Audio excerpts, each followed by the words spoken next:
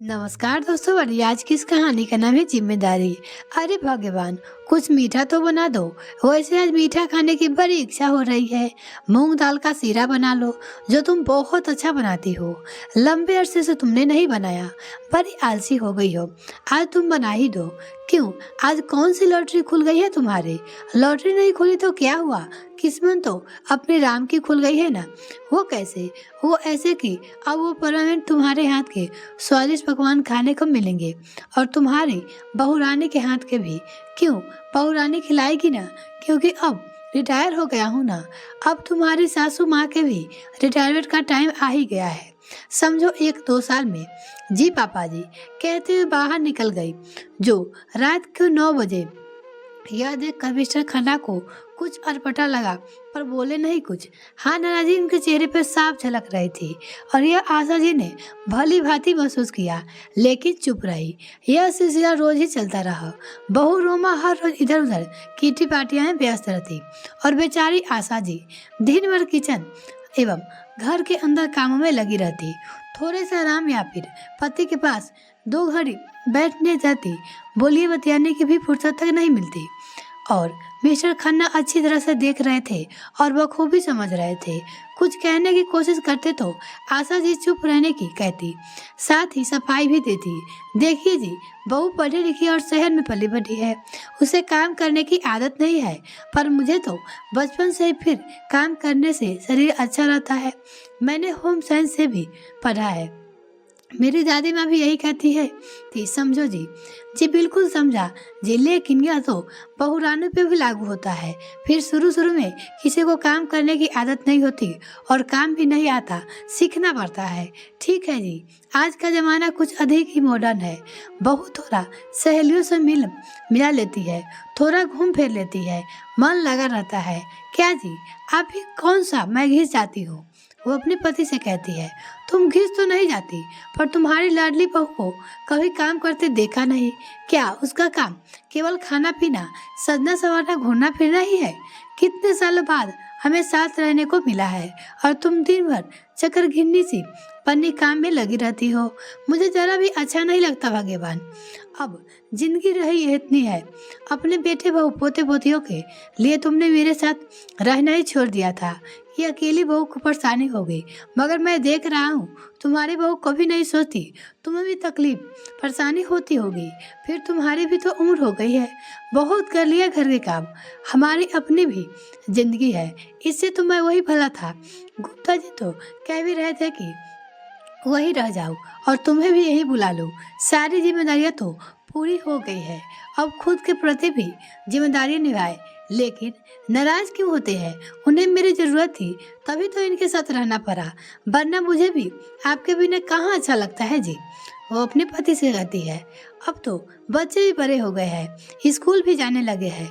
बहू रानी तो इधर उधर रोजाना घूमती रहती है, तो अब घर का काम संभाल सकती है। फिर तुम क्यों सारा दिन करती रहती हो?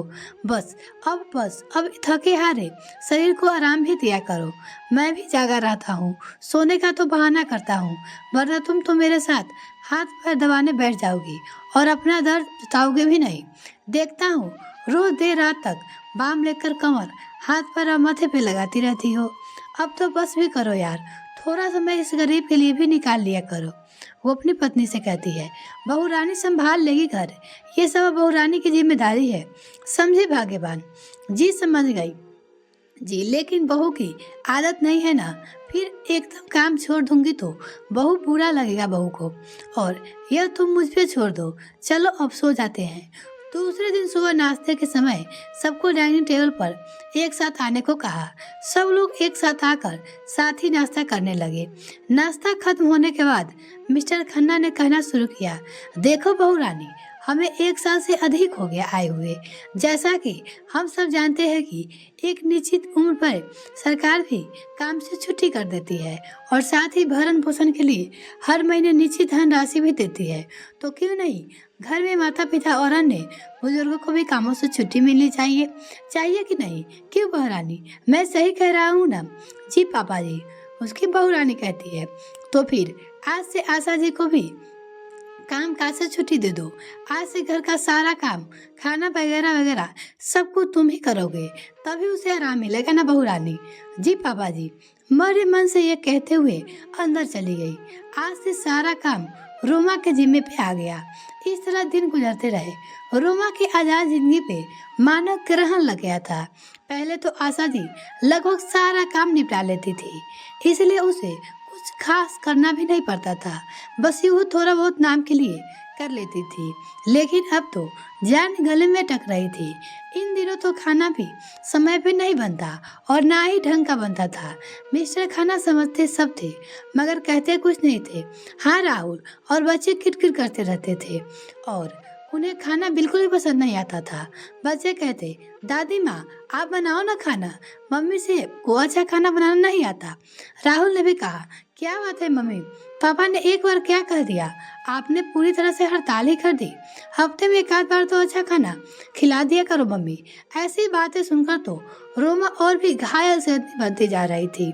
बहुत हो गया तुम सबका नाटक, दिन भर मर मर के काम करो, फिर ऊपर से इनके नखरे सब बैठे बैठे जाएंगे और फिर धीरे धीरे से बरबराती। जब से बूढ़ा आया है ना, नाक में दम करके रखा है। बेचारी बुढ़िया काम करती थी तब कितना आराम था, लेकिन बूढ़े ने आकर सब गड़बड़ कर दिया। अब पूछो मत, बुढ़िया को भी चर्बी चढ़ गई है, पर किया था तो सब जब तक नहीं था।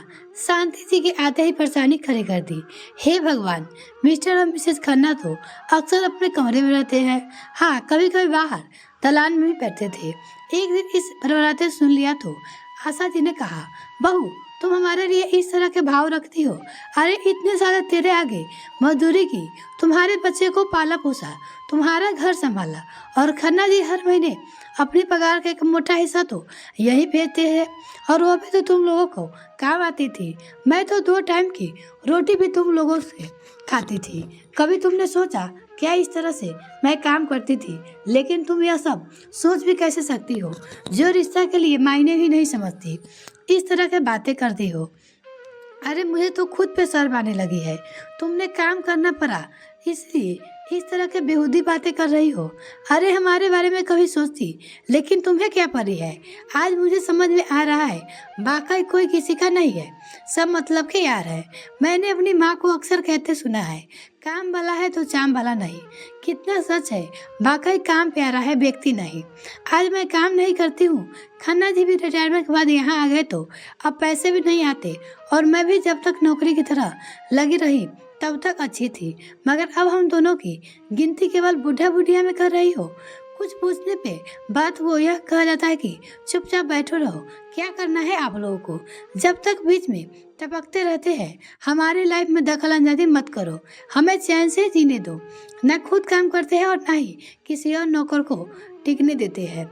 इस तरह की बातें करते हो, मन को चुभ जाती है, भीतर भीतर गड़ने लगती है।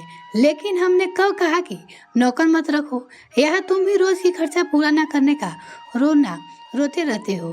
फिर हमने कहा था काम भी कितना है, नौकर की क्या जरूरत है? वो तो ठीक है, लेकिन मैं अकेली इतना सारा काम कैसे करती? पापा जी ने तो मम्मी जी आपको मना कर दिया। तुम्हारी मम्मी जी अकेले कैसे करती थी? मैं भी तो करती थी। उसमें बोले, अच्छा तुम्हें काम करने की फुर्सत थी? वो उसकी बहू बोली, पापा जी आप हद से बढ़ रहे हैं।